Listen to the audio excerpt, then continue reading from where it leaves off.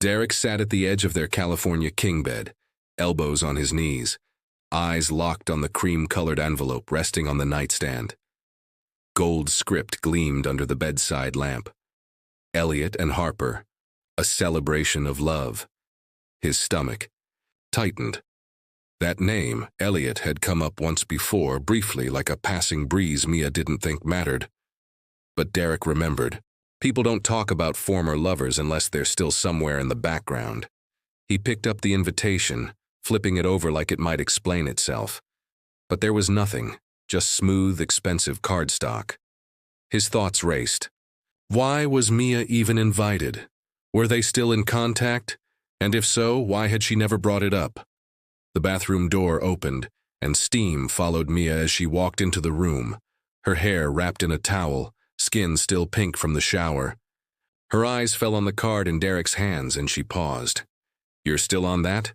she said, a smile tugging at her lips, though it didn't quite reach her eyes. Derek looked up, jaw tight. "You didn't think this was worth mentioning?" Mia sighed and sat beside him, reaching for the invitation. He didn't hand it over immediately. Their hands brushed, and she glanced at him with a calm, practiced softness. "It's just a wedding invite," she said. "Elliot and I haven't talked in years. He's marrying someone else, Derek." "That's not the point," Derek replied. "If it was so casual, why hide it? Why didn't you just tell me the moment it came in?" "I forgot," she said, almost too quickly. Then, as if to cover the slip, she added, "You're reading way too much into this." She stood and busied herself folding a pair of jeans from the laundry basket. Derek rose too, watching her move with deliberate ease. "You don't just forget something like this, Mia." She turned to face him, arms crossed.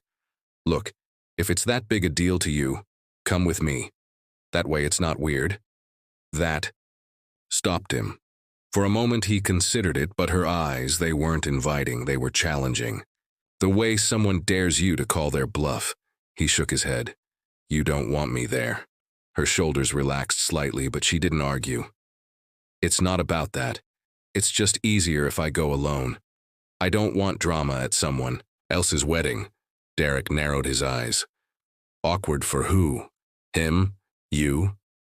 "It's just one afternoon," she said, brushing past him. "Trust me. It's nothing. Trust me." She tossed it out like a penny into a well. But trust didn't come easy anymore, not lately. Still he nodded. "Fine, go, do what you want." Mia leaned in and kissed him on the cheek. "Thank you. I'll be back before dinner." But as she hummed to herself and headed to the closet, Derek stayed still, eyes back on the invitation. His gut twisted again. It wasn't nothing. He could feel it in his bones. The wedding took place in a lush vineyard just outside the city. Champagne flowed, and guests mingled under string lights and golden skies. Mia stood near the edge of the crowd, sipping sparkling water and scanning the guests. Then she saw him, Elliot. His stride was confident, familiar. He hadn't changed much, maybe a sharper jawline, a shorter haircut. But the smile was exactly the same. That smile used to undo her completely. "Mia," he said, stopping in front of her, "didn't think you'd actually show." "I had to," she said with a laugh, her cheeks coloring. "Come on, it's your big day." "I'm glad you came," he said, eyes lingering. "It wouldn't have felt right without you." Before she could answer, a waiter passed with a tray of drinks. Elliot grabbed 2 flutes of champagne and offered her one. She shook her head. "I can't. You remember, I'm allergic." "1 sip won't hurt," he said, teasing. She hesitated, then slowly accepted the glass.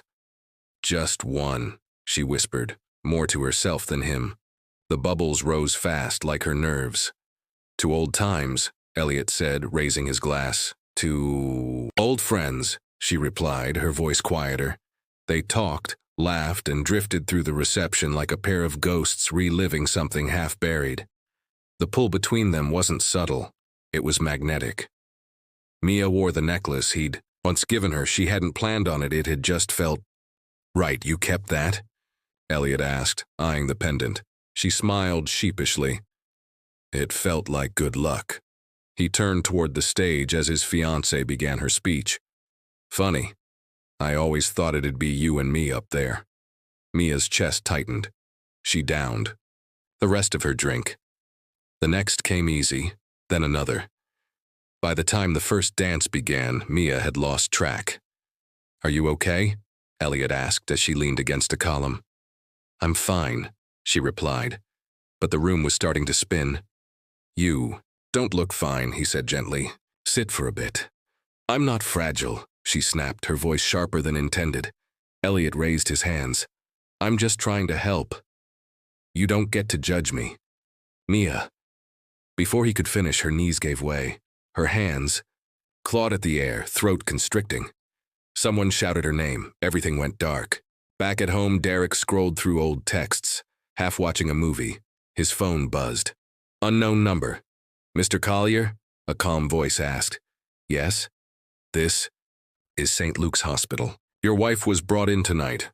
She suffered an allergic reaction. It appears alcohol was involved. She's stable, but we need someone here. Alcohol? Derek said, voice breaking. She knows she can't. We understand, sir. Can you come now? I'm on my way. Before we continue the story, if you're new here, please consider subscribing to our channel. It really helps us keep making stories like this. The drive blurred, lights, traffic, 100 questions, storming through his head. When he reached the hospital, Derek barely heard the receptionist. Every step down the hallway felt heavier than the last. Then he opened the door to her room, and everything stopped. Mia lay pale and quiet in the hospital bed. Beside her, holding her hand, was Elliot. Derek froze at the threshold. He wasn't sure if his mind had processed what he was seeing, or if it refused to. There was Mia, hooked up to machines, her breathing shallow, and sitting calmly beside her, like he belonged there, was Elliot.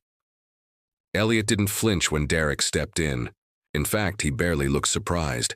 He just held Mia's hand a little tighter and said, Derek, you came. What? What the hell are you doing here? Derek stammered as he moved closer to the bed, his eyes flicking from Elliot's hand, back to Mia's pale face. Elliot didn't move.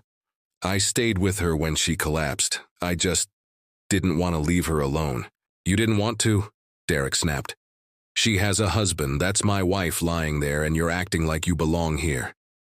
Mia stirred. Her eyelids fluttered. Her lips moved, but no sound came.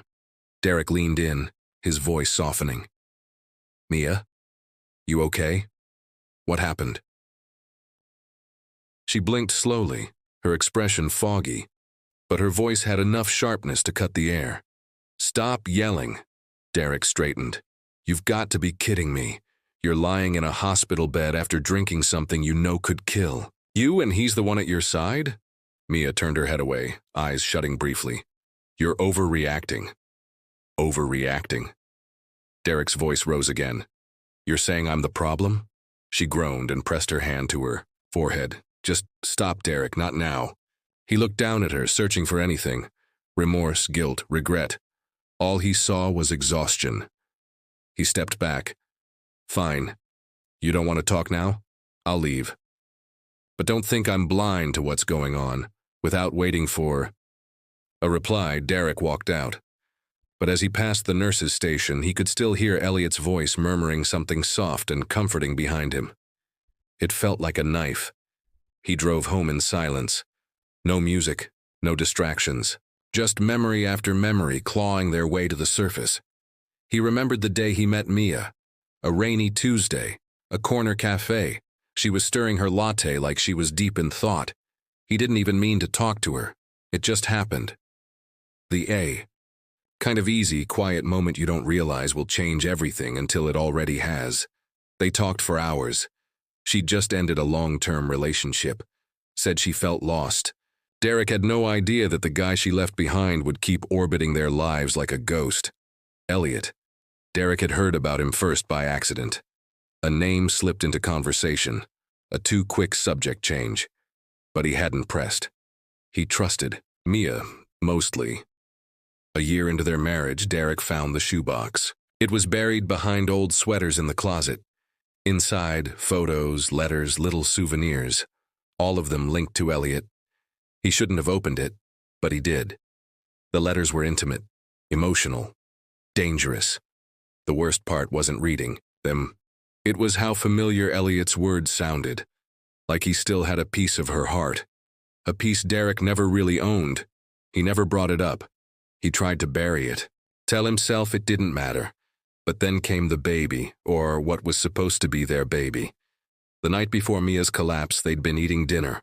A normal evening, silent but civil.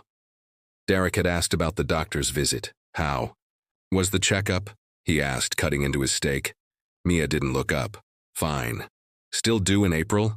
A pause, barely noticeable, but long enough for his stomach to drop.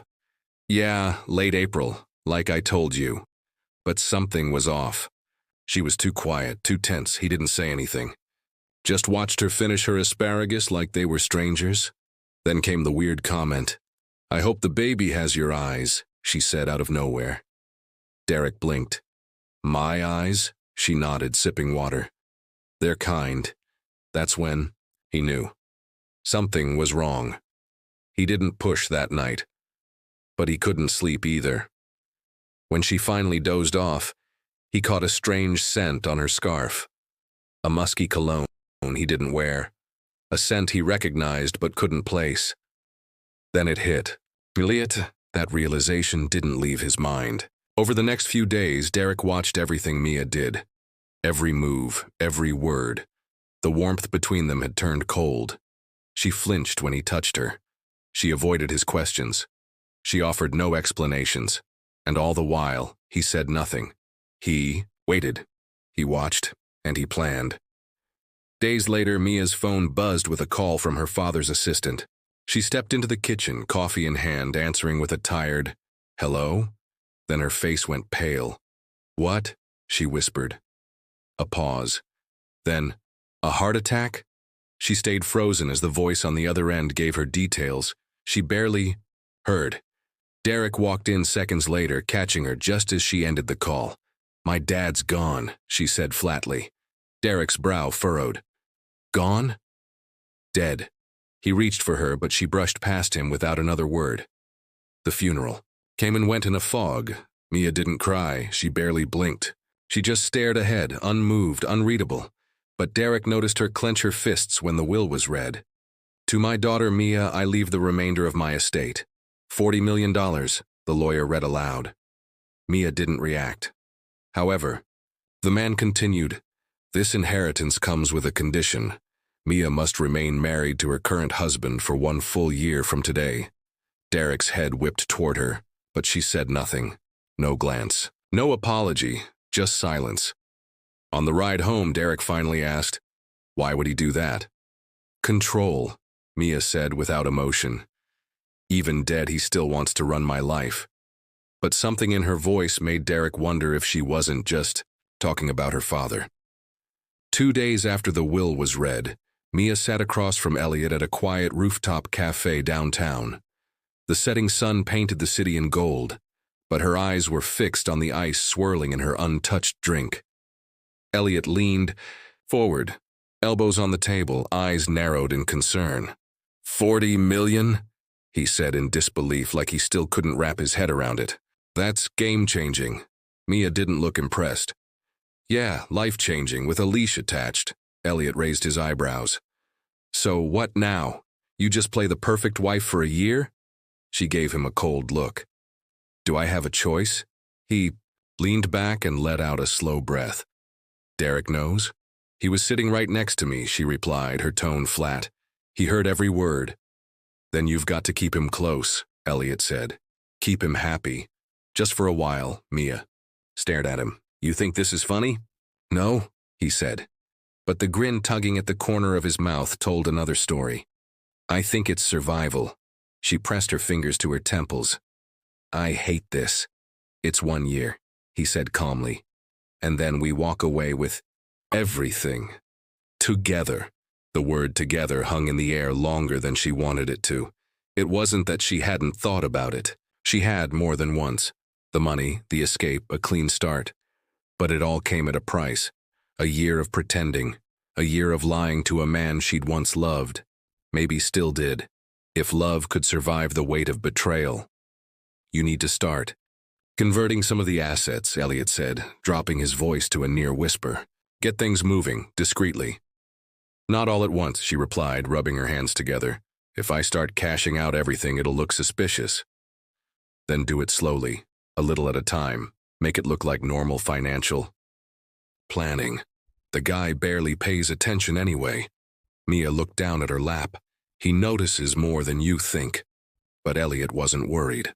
He's too wrapped up in trying to win you back. She didn't answer. Because in a way, Elliot was right. Back at home, Derek had started acting different. He brought her coffee in the mornings, left sticky notes on the fridge with smiley faces, offered to do the dishes, which he hadn't done in months. One night, he even brought home flowers. Roses, her favorite. She'd stared at them for a long time before muttering, "Thanks," and walking off. What she didn't know was that Derek was watching everything. Every sigh, every forced smile, every time she slipped out of the house, with vague excuses. He didn't confront her, he didn't accuse. He waited, because now he knew the truth, and knowing gave him an edge. He played the part she expected him to, the clueless, hopeful husband trying to rekindle what they had. But every nice gesture, every gentle smile was a calculated move. He wasn't healing. He was planning. One evening, Mia was in the shower when Derek passed the open bedroom door. Her phone buzzed on the nightstand. He paused, then stepped in. A message from Elliot lit up the screen. "Can't wait to see you. Wish I could hold you now." Derek didn't touch it, didn't need to. The confirmation sliced deep, but he remained outwardly calm. The next night, he sat on the couch pretending to watch TV while Mia got ready. Her heels clicked against the hardwood. Her perfume filled the hallway. He heard her whispering into her phone, "I'll meet you at the hotel. Don't worry. He suspects nothing." That night, he followed her. He waited outside the upscale boutique hotel in his car. Windows rolled down just enough to see her walk through the glass doors. She was laughing, confident. With Elliot by her side, he didn't confront them. He took photos, evidence, insurance. Later that week, Derek overheard her again, this time in the kitchen. "A few more months," she whispered. "We'll be free." He has no clue. Honestly, it's almost too easy. He clenched his jaw, but again, he didn't storm in. He made a choice. Let her think she was in control. That night, Mia sat across from Elliot in a dim restaurant booth, swirling wine in her glass. "He's still clueless," she said, smug. "Then we're almost there," Elliot replied, grinning. What they didn't know was that Derek was seated just a few tables away, hidden in the shadows, his phone in hand, camera rolling. The more they schemed, the more he prepared. He began to change his behavior. Warmer, gentler, supportive. He offered to take Mia out, complimented her hair, held her hand. At first, she flinched at his touch. But over time, her walls lowered, if only slightly. And Derek noted every crack. One afternoon, while gardening in the backyard, their neighbor, Mrs. Jennings, leaned over the fence. "Saw Mia with someone the other day," she said casually. "Tall guy, looked like he didn't belong here." Derek forced a smile. Probably a friend. But inside, his mind was racing. That night, he set the table for dinner. Candles, her favorite wine, the works. Mia walked in and hesitated at the sight. "What's all this?" He smiled warmly. "Just thought we deserved a nice evening." "You've been doing that a lot lately," she said, slowly pulling out a chair. "Acting like everything's fine." He placed a dish in front of her. "Maybe it is. Maybe we're just starting fresh." She narrowed her eyes slightly, but reached for her wine glass. As she took a sip, Derek watched her. "You deserve the best, Mia. You always have." She held his gaze for a moment, then looked away. "I'll be right back," he said. "Just need to freshen up." She nodded and watched him leave, then quickly reached for her phone. "James," she whispered once he picked up, her voice low. "Something feels off. He's too calm, like he's playing a part." Elliot chuckled. "You're paranoid. Just Eat and get through it. She eyed her plate. You don't think he'd actually do anything? Derek? Elliot scoffed. Come on. He's harmless. Mia wasn't so sure. She picked up her fork, took a bite, and tried not to think about the bitterness spreading across her tongue. By the time Derek returned to the dining room, humming an old jazz tune under his breath, the candlelight flickered against the tension building in the room. Mia had eaten most of the dish he'd served, though her face was slightly flushed, her breathing a touch uneven. Derek sat down across from her, unfolding his napkin with exaggerated calm. Everything. Taste okay? He asked, reaching for his wine glass. She nodded faintly, avoiding his gaze. Yeah, it's, different. New recipe?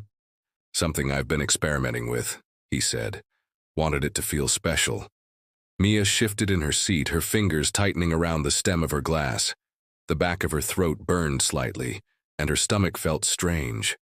Nausea, creeping up like a slow tide. She tried to steady her breath, brushing a hand through her hair, but her fingers trembled. Derek, she said, forcing a smile.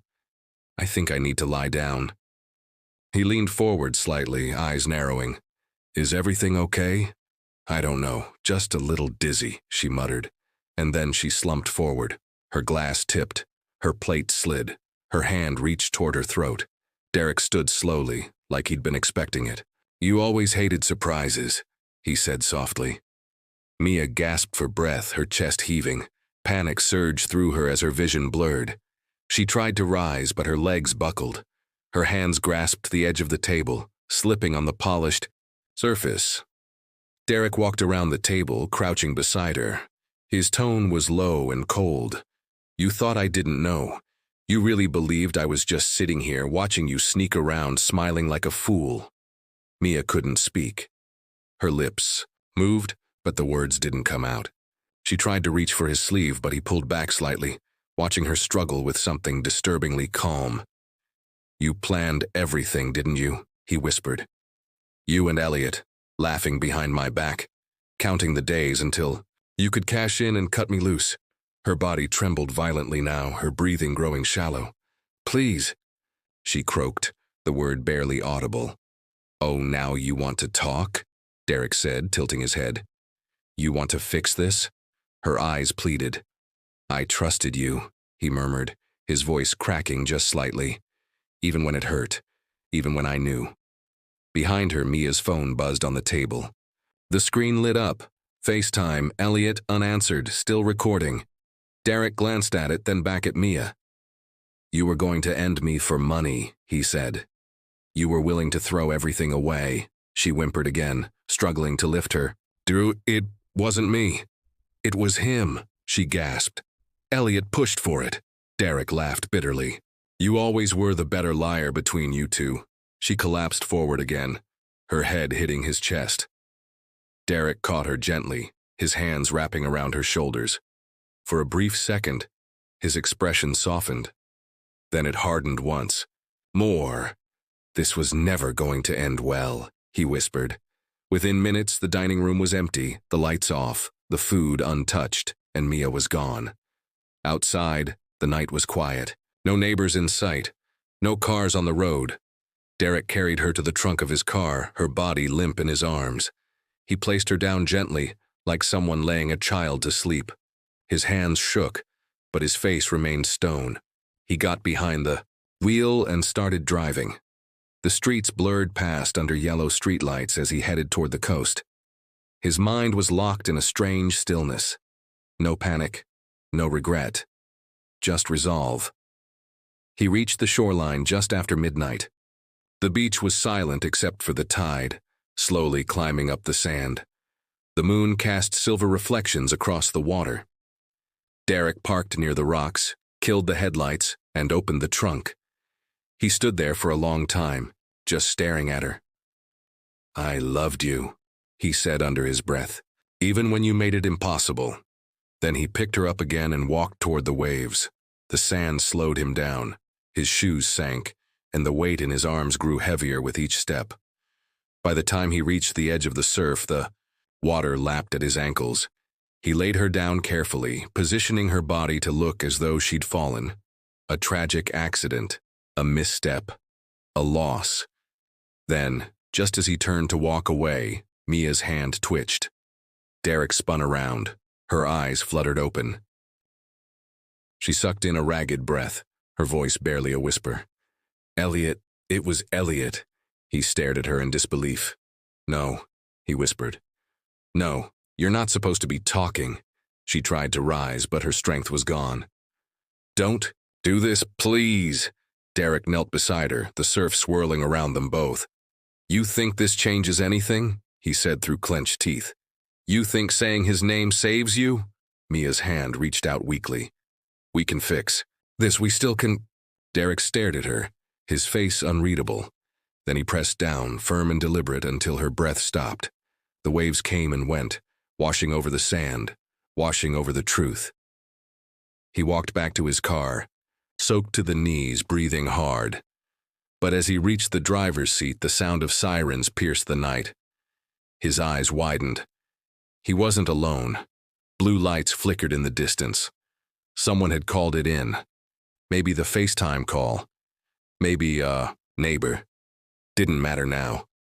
Derek jumped into the car, turned the key. The engine sputtered, tires spun in the sand. He cursed, pounding the wheel. No escape. Grabbing a duffel bag from the back seat, he bolted for the cliffs, sand pulling at his legs like quicksand. The sirens grew louder, voices echoed across the shore. "There! Up on the rocks!" A flashlight beam hit him square in the chest. "Derek Langston," an officer shouted. "Stop, you're surrounded." But Derek kept running, heart pounding, blood roaring in his ears. And somewhere behind him, Mia's phone still sat on the table. Still open. Still recording. And Elliot? He'd seen everything. Derek stumbled across the jagged cliffside, his shoes slipping on wet stone as flashlight beams cut through the darkness behind him. Voices shouted his name. Orders barked through radios. He didn't stop. Not even when the rocks scraped his hands and tore at his jacket. His only thought was escape. But the more he ran, the more the cliffs narrowed, and the crashing waves below sounded like a chorus of consequences catching up. "Langston," one of the officers yelled again. "It's over." Derek turned around slowly, his breath heavy. His back was to the edge of the cliff. The wind whipped against his face, salt stinging his eyes. Several officers stood about 30 feet away, their flashlights trained on him, guns still holstered but hands twitching. "You don't understand," Derek shouted over the sound of the ocean. "She was going to destroy me. They both were." One officer took a step forward, his tone calm but firm. "Then let us help you, Derek. Just put the bag down and step away from the edge." He looked down at the small duffel in his hand. His backup plan. But it was pointless now. His escape was gone, the car was stuck, the water was rising, and the truth was already out there. "She lied," he said, his voice cracking. "She looked me in the eye and lied like it meant nothing. We believe you were hurt," the officer said. "But this isn't the way. Let us help you." Derek took a shaky breath. Help? Where was that when she was sneaking around with Elliot? When they laughed at me behind closed doors? "You have a choice right now," the officer replied. "Come down. Let's talk through this." Derek's eyes darted behind the officer to the sea of red and blue flashing below, then back to the edge of the cliff beneath his heels. "There's nothing to talk about," he muttered. Then he slipped. It wasn't graceful. There was no dramatic leap. Just one wrong shift of weight, and his foot gave way on the wet stone. He tumbled backward, down the rocks, landing with a sickening crunch before sliding out of view. The sound of the waves swallowed everything else. "Call it in," an officer screamed as they scrambled toward the cliffside. Down below, Derek lay motionless. The tide crept closer with each second. One of his legs was bent at a sick angle. His face was bloodied, his breath shallow. But he was alive. Barely. By morning, every news channel in the region had picked up the story. Headlines exploded. Husbands, poison plot ends in cliffside fall. Betrayal, money, and murder, the Mia Langston story. And FaceTime recording may be key evidence in attempted murder case. At the center of it all was Elliot, the man who hadn't been charged yet. He sat in his sleek downtown apartment, staring at the news anchor summarizing the chaos. His fingers wrapped tightly around a coffee mug, but his jaw was even tighter. Sources confirmed the FaceTime call between the victim, Mia Langston, and her alleged lover, Elliot Reed, captured damning audio of their conversation just minutes before she collapsed. Prosecutors say it may be enough to open a new investigation. Elliot turned off the TV. Then came the knock at his door. 2 detectives. Suits. Serious faces. "Mr. Reed?" one asked. Elliot nodded slowly. "Yeah?" "We'd like to ask you some questions about Mia Langston, about your relationship." Elliot tried to smile. "Sure, come in." But the tightness in his throat said otherwise. The questioning started simple. How long had he known her? When did they reconnect? Did he know about the inheritance? He answered carefully, trying to stay neutral. He didn't admit anything, but he didn't lie well either. "Were you aware that she was still married to Mr. Langston at the time of her death?" one detective asked. Elliot swallowed hard. "She told me they were separated. Yet she remained legally married. She had reasons," he said quickly. "Such as $40 million? The detective shot back. Elliot didn't respond. Back at the hospital, Derek lay bandaged and restrained in his room. His arms were bruised. One of his ribs cracked, but he was awake. Silent, staring at the ceiling. Detectives tried to get a statement, but he only said 4 words. Check the FaceTime recording they had. And now Elliot's smooth facade was cracking. That night, Derek's attorney sat across from him in a cold room under fluorescent lights. "They've got enough to charge him," he said quietly. "Audio, texts, even witnesses placing him at hotels. It's no longer just your word." Derek turned his head slowly. "I want the world to know what she planned, what he pushed her into. They thought I was stupid." The attorney nodded. "And now I want justice." Across town, reporters surrounded the courthouse steps. Elliot had been summoned for a preliminary hearing. Cameras flashed as he exited a black SUV. Reporters shouted questions. "Mr. Reed, did you pressure Mia Langston into defrauding her husband? Were you aware she was pregnant when she died? Did you poison her or instruct anyone to?" Elliot ignored them, shielding his face. Inside, his lawyer whispered furiously, "You need to stay quiet, let me handle this." But it was already too late. As the judge reviewed the newly admitted digital evidence, including audio from the FaceTime call and several backup text threads, the weight of the betrayal became clear. Text from Mia. "I think he knows." Text from Elliot. "Then speed it up before he makes a move." Voicemail from Elliot recovered from Mia's cloud backup. "Just smile through it. One more dinner and it's over. I'll handle the rest." The courtroom was silent. Even Elliot didn't try to explain. And Derek, watching from the hospital's media room, didn't flinch. He just stared, because he knew. This was only the beginning.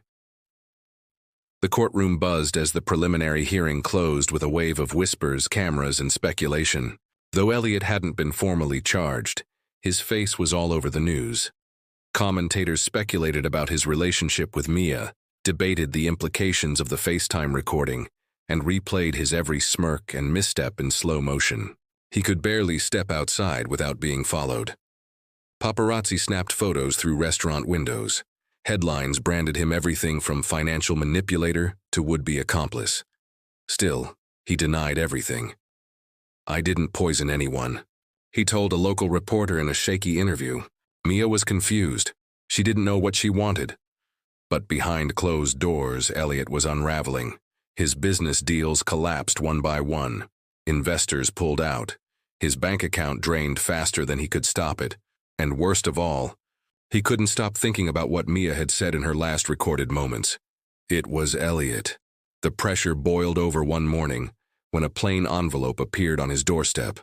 No name, no return address, just a single flash drive. Inside, he hesitated before inserting it into his laptop.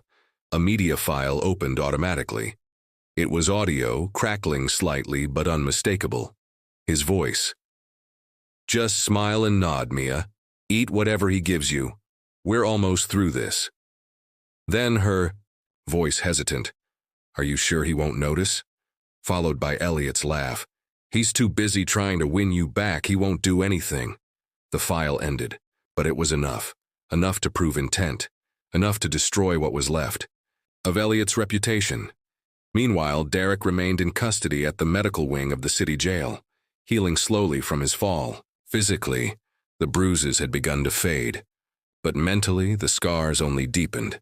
He replayed that final dinner in his head every night, the flicker of doubt in Mia's eyes, the slight twitch in her hand, the gasp of her last breath.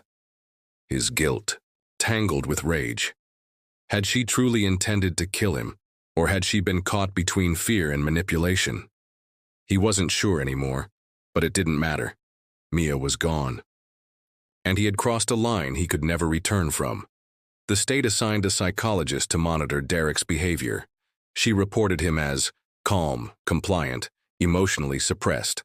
But she also noted that he rarely spoke unless spoken to, and even then, only in short, measured responses. He doesn't seem remorseful, she wrote. He seems resolved.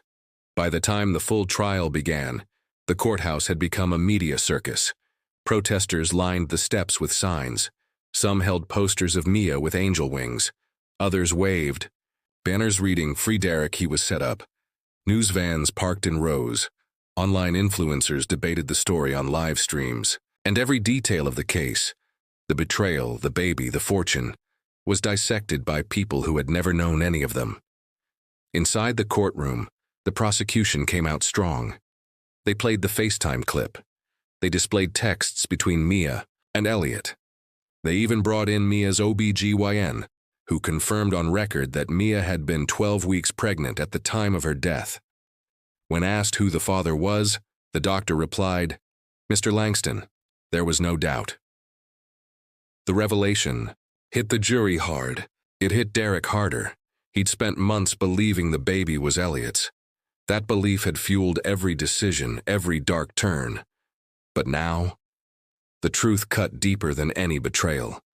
That child had been his, a piece of him. And he had destroyed them both. In the hallway during recess, his attorney Donovan leaned in close. "We may have an angle now," he whispered. "If we can argue emotional duress, loss of control due to new revelations." Derek shook his, "But it doesn't matter." "What do you mean?"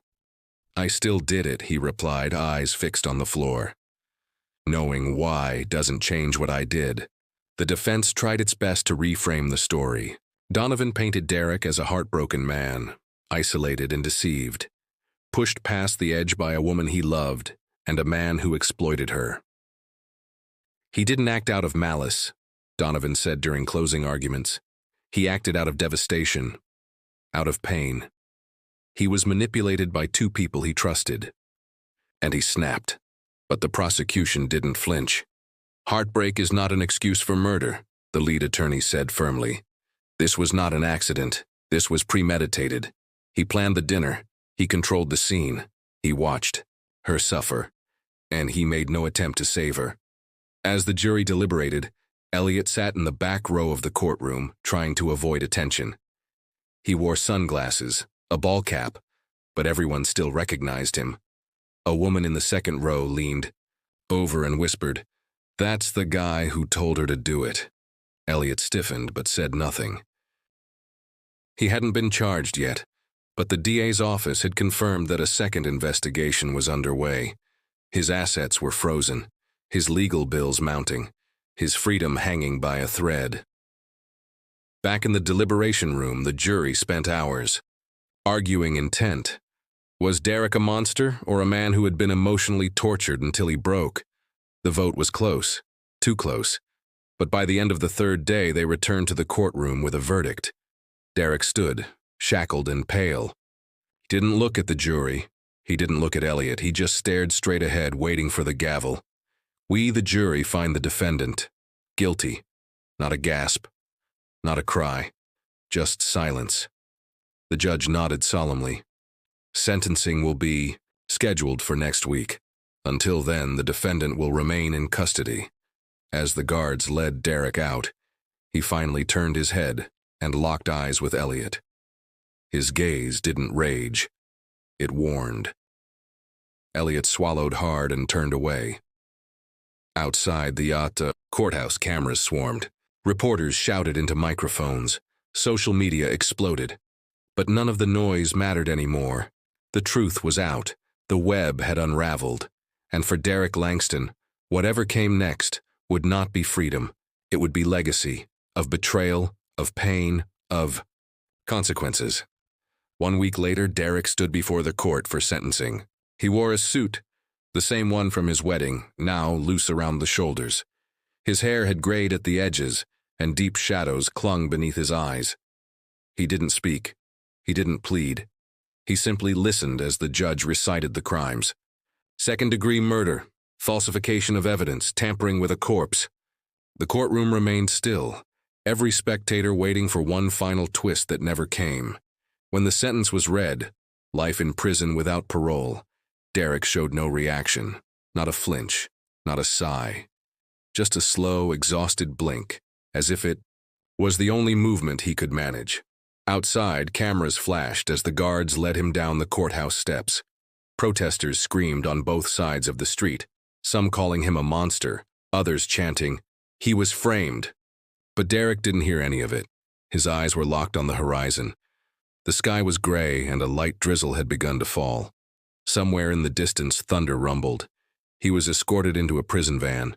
The door slammed. And just like that, the chapter closed. But the story wasn't over. Elliot sat in his apartment, blinds drawn, replaying the FaceTime recording over and over. Mia's voice, trembling. His own words, smug and certain. The damage had already been done. Yet he couldn't stop listening. He had survived so far, but the walls were closing in. Legal notices piled on the dining table, lawsuits from Mia's estate, civil claims from her relatives, subpoenas from the prosecution. The state hadn't indicted him yet, but everyone knew it was only a matter of time. Then came the package, a thin manila envelope slipped under his door. Inside was a copy of Mia's handwritten will. Not the version filed with her father's attorney, but a personal note dated just 2 weeks before her death. It was addressed to Derek. "If anything ever happens to me, don't trust Elliot. He's not who you think he is." The handwriting was unmistakable. The date matched, and the letter, now validated by experts, was enough to reopen the inquiry. Within 48 hours, detectives showed up at Elliot's door. This time, there were no questions, only handcuffs. The mugshot made front page news the next morning. Elliot Reed arrested in connection with Langston case. Motive tied to $40 million inheritance. Prosecutors accused him of conspiracy, manipulation, and coercion, tying his actions to Mia's financial decisions and her attempt to poison her husband. Though they couldn't prove he'd physically tampered with the meal, the weight of his influence, recordings, and texts built a damning case. Elliot's legal team tried to spin it, calling him a misguided lover caught in a tragic mess, but the court wasn't buying it. During his arraignment, Elliot stood in an ill-fitting suit, looking more like a tired salesman than a calculated predator. As the charges were read, he kept shifting on his feet. Gone was the confidence, the smirk, the charm. All that remained was a man unraveling under the weight of his own schemes. Meanwhile, Derek began serving his sentence in a medium security prison upstate. He kept to himself, refusing interviews, turning down media requests. Occasionally, he'd receive a letter, some hateful, some supportive, but most he never opened. He spent his days reading, cleaning floors, and attending therapy sessions, mandated by the state. One counselor noted in her report, "Derek doesn't justify what he did, but he doesn't apologize either. He seems to accept his role in the story, even if the guilt is starting to eat at him." One afternoon, the prison librarian handed him an envelope. The return address wasn't from Elliot's lawyer or the court. It was from Mia's cousin, a woman Derek barely remembered meeting at the funeral. The note inside was short. "She made mistakes, but so did you. Maybe someday, both of you will find peace. He folded it slowly and placed it inside the one book he read over and over again, Of Mice and Men. He didn't know why. Maybe because it, too, was a story of trust, betrayal, and the tragic decisions people make when backed into corners. Back in the city, a probate judge finally ruled on Mia's estate. With both primary beneficiaries either deceased or incarcerated, the $40 million was placed into a trust. A portion was allocated to domestic abuse prevention programs, another to a child health foundation in Mia's name, the rest still tied up in appeals but no longer fueling the war that started it all. The media began to lose interest. Other stories replaced it. New scandals, new tragedies. But in quiet corners of the internet, people still argued. Was Derek a villain, or a broken man pushed too far? Was Mia innocent, or playing both sides? And what about Elliot? Did he ever really love her, or was it always about the money? No one could agree. One rainy evening, a true crime podcaster recorded a final episode about the Langston case. She ended it with a line that stuck with thousands of listeners. Sometimes the truth doesn't come wrapped in justice. Sometimes it comes in fragments, scattered across courtrooms, broken promises, and too late regrets.